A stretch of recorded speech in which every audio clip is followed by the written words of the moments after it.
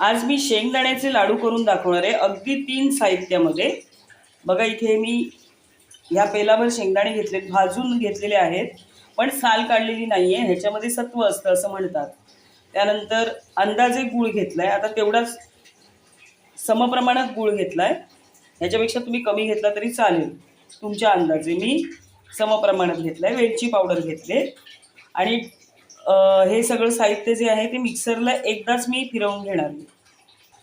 हे बघा शेंगदाणे घातले, गूळ घातलाय आणि 1 चमचाभर अशी वेलची पावडर घातली। आता हे व्यवस्थित फिरवून घेणार आहे आणि लाडू वळून घेणार आहे तूप लावून। अशा पद्धतीने हे पहा मी दळून घेतलंय सगळं मिक्सरमध्ये। आता ह्याचे छोटे छोटे लाडू करते आणि तुम्हाला दाखवते। तर अशा पद्धतीने पहा आपले जे शेंगदाण्याचे लाडू आहेत ते झालेले आहेत।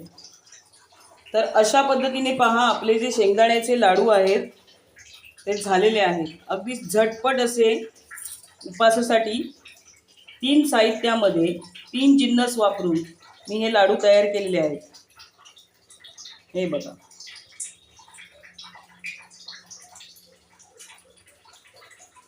हा बघा। तर ही रेसिपी तुम्हाला कशी वाटली ते मला नक्की सांगा।